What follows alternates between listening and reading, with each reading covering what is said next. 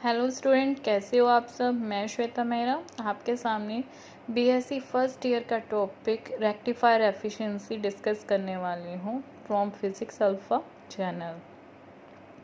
हमने लास्ट पढ़ा था full wave rectifier and the half wave rectifier.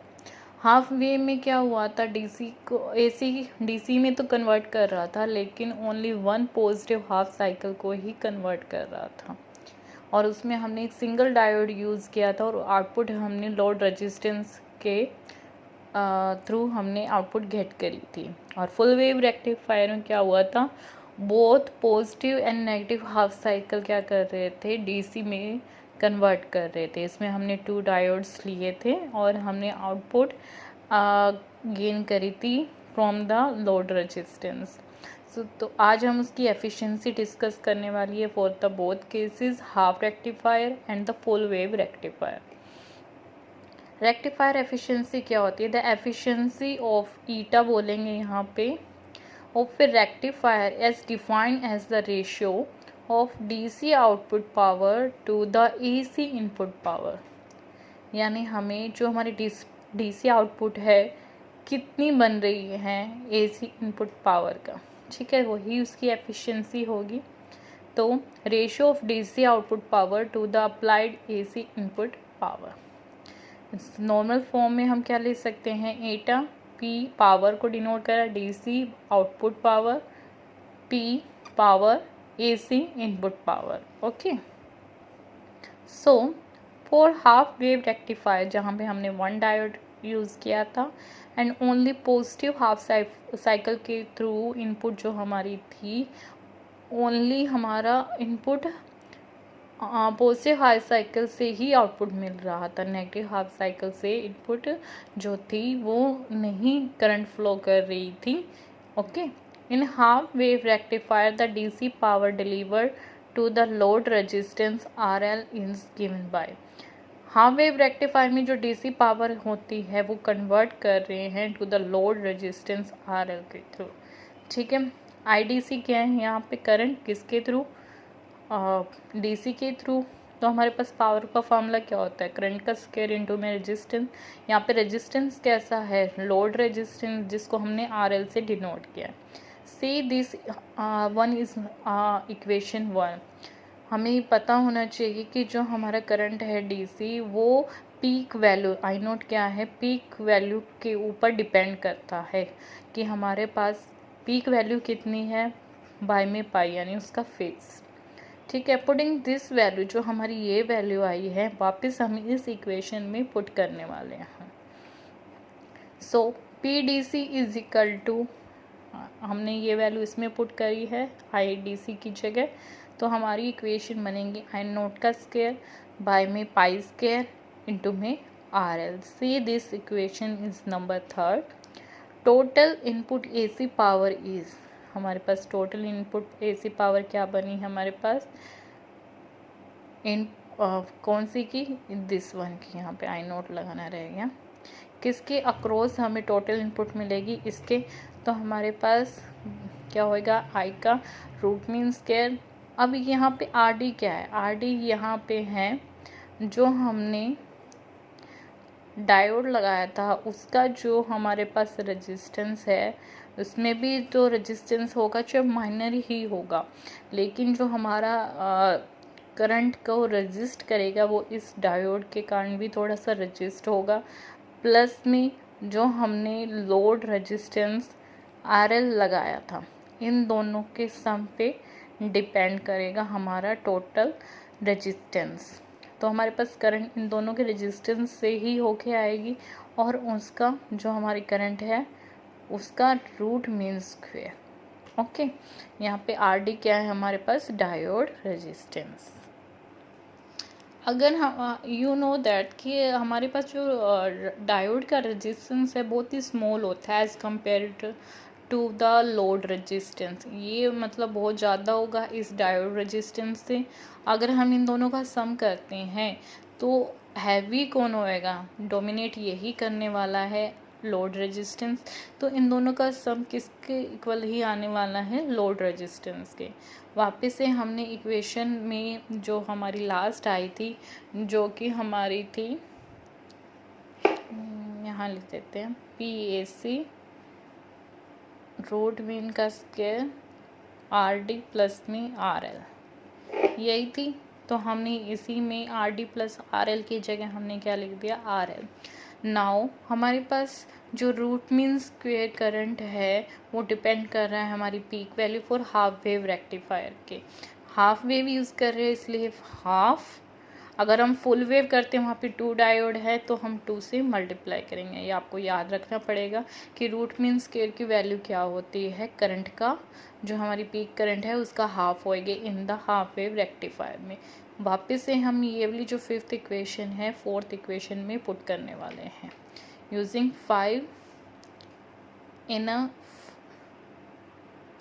4, ठीक है। PAC हमारे पास जो करंट आया है वो क्या बन गया, I नोट का I नोट बाई में 2 बाई में स्केयर इंटू में RL। इसको ओपन अप करेंगे तो I नोट का स्केयर 2 का स्केयर 4 इंटू में RL। हमें पता है एफिशिएंसी क्या थी, power of DC to the power of AC applied. हमारे पास DC की वैल्यू दे रखी है दिस, AC की वैल्यू दे रखी है जिसको हमने बाद में ओवरकम करके क्या लिख दिया है, RL, ठीक है। यहाँ पे भी हम क्या लिख सकते हैं, RL। तो हम PDC की वैल्यू हमारे पास क्या आई है, हमारे पास PDC की वैल्यू आई है I नोट स्केयर बाई में पाई स्केयर इंटू में RL, ओके। और हमारे पास PAC की वैल्यू आई है I नोट स्केयर बाई में 4 RL। हमने इसको इस इक्वेशन में पुट किया, RL से RL cancel out, I note से I नोट स्केयर, ये 4 ऊपर जाके डिनोमिनेटर में चल जाएगा तो 4 बाई में पाई स्केयर। इसको फर्दर सॉल्व करेंगे तो हमारे पास जो वैल्यू आएगी 0.406। इसको सॉल्व करिए, इसको परसेंटेज में कन्वर्ट करेंगे इंटू में 100 तो 40.6% किसमें, हाफ वेव रेक्टिफायर में, ओके। मैक्सिमम एफिशिएंसी हमारे पास क्या निकल के आई है, 0.406 विच आर इक्वल टू 40.6%।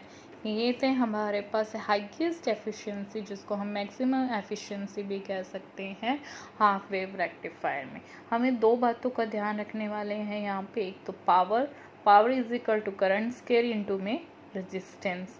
हमें IDC की वैल्यू किस पे डिपेंड करती है, पीक वैल्यू ऑफ AC पे, डिवाइड बाय में पाई। और हमारे पास जो वैल्यूज़ आ रही है AC की, अगर हम वैल्यू निकालते हैं, हमारे पास जो PAC है वो डिपेंड कर रही है हमारे पास रूट मीन स्क्वायर की और लोड रेजिस्टेंस प्लस में डायोड रेजिस्टेंस। और यहाँ पे लोड रेजिस्टेंस की पावर बहुत ज़्यादा हाई होती है जो इसको डोमिनेट कर रही है, तो हमारे पास क्या आ जाएगी, RL, ओके। फिर आते हैं फुल वेव रेक्टिफायर जहाँ पे हमने 2 डायोड यूज़ करे हैं और दोनों ही बोथ और नेगेटिव सर्कल को वो डायरेक्ट करंट में कन्वर्ट कर रही है। सेम हमारे पास पावर क्या होती है, करंट का स्क्वायर इनटू में रेजिस्टेंस। यहाँ पे DC ले रहे हैं तो पहले हम DC की बात करेंगे। DC की वैल्यू क्या होएगी, in the case of the full wave rectifier depend upon the peak value twice of the peak value, क्योंकि 2 डायोड यूज़ कर रहे हैं और दोनों ही पॉजिटिव हाफ साइकिल को कन्वर्ट कर रहा है DC में। तो हमारे पास 2 से मल्टीप्लाई करेंगे, इस इक्वेशन को वापस इस इक्वेशन में पुट कर देंगे, किसकी जगह, IDC की जगह 2 I नोट बाय में पाई का होल स्केयर इंटू में RL। इसको सॉल्व किया तो 4, 2 का स्केयर 4, I नोट का स्केयर डिवाइड बाय में पाई का स्केयर इंटू में RL। दिस से इक्वेशन नंबर 3। PAC हमारे पास क्या होता है, करंट किसके थ्रू मिलेगा, डायोड रेजिस्टेंस प्लस में लोड रेजिस्टेंस और root mean square of current. हमारे पास जो लोड रेजिस्टेंस होता है वो डायोड रेजिस्टेंस के कंपैरेटिव में बहुत ज़्यादा हाई होता है, तो हमारे पास लोड रेजिस्टेंस डोमिनेट करेगा डायोड रेजिस्टेंस को। तो हम कह सकते हैं कि डायोड रेजिस्टेंस प्लस में load resistance which are equal to the load resistance, क्योंकि ये इसको डोमिनेट कर रहा है, ओके। तो मतलब करंट बहुत रेजिस्टेंस बहुत नेग्लिजिबल है, इसलिए हमारे पास आर एल यहाँ पे इन दोनों का सम आएगा। हम वापस इस इक्वेशन में पुट करेंगे आर एल प्लस में आर डी की जगह हम क्या पुट करेंगे आर एल। तो पी ए सी की वैल्यू क्या है आई नोट का I square root mean square into में आर एल से this equation number 4। Full wave rectifier में हमें याद रखना पड़ेगा कि root mean square of the current which are equal to the peak value divide by में √2। ये हमारे फुल वेव रेक्टिफायर, वहाँ पे 2 से मल्टीप्लाई करना है, यहाँ पे √2 में। ये इक्वेशन हम इसमें पुट करेंगे तो पी ए सी की वैल्यू हमारे पास क्या निकल के आई है आई नोट का स्क्वायर बाय में √2 का स्क्वायर इंटू में आर एल। √2 कट के क्या हो जाएगा 2 रह जाएगा और ऊपर आई नोट का स्क्वायर इंटू में आर एल। हमारे पास पी डी सी की वैल्यू ये आई है और पी ए सी की वैल्यू ये आई है। हम इन दोनों इक्वेशन को क्या करने वाले हैं डिवाइड करने वाले हैं। ओके, तो हमने हमारे पास पी ए सी की वैल्यू दिस वन है, पी डी सी बाय में पी ए सी करेंगे 4 आई नोट का स्क्वायर बाय में पाई स्क्वायर इंटू में एल का आई नोट स्क्वायर बाय में 2 R L, only are L से आर एल कटेगा और आई नोट से आई नोट, ये 2 ऊपर जाके क्या हो जाएगा 4 के साथ मल्टीप्लाई होके 8 बाय में पाई स्क्वायर हो जाएगा।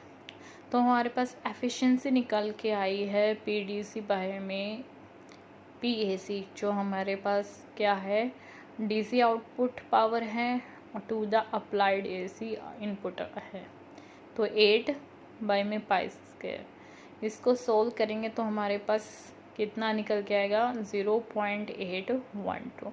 मैक्सिमम एफिशिएंसी निकालेंगे for the full wave rectifier तो जो निकल के आएगी 0.812 which are equal to the 81.2%। ये हमारे पास एफिशिएंसी निकल के आ गई है for the full wave rectifier. और ये एग्ज़ाम के पॉइंट ऑफ व्यू से ये टॉपिक बहुत ज़्यादा इम्पोर्टेंट था। इसका डेरिवेशन नॉर्मली एग्ज़ाम में आता रहता है, तो अच्छे से ये पोर्शन आप प्रिपेयर करेंगे एग्ज़ाम के लिए। तो तब तक आप सेफ रहें, सैनिटाइज़ करते रहें, हैंड वॉश करते रहें अपने आप को, अननेसेसरी बाहर मत जाएं। ओके, अपने आप को सेफ रखेंगे, अपने परिवार को सेफ रखेंगे। Please like my channel, comment, subscribe to the Physics Alpha and share it. Thank you so much. Bye bye. Take care.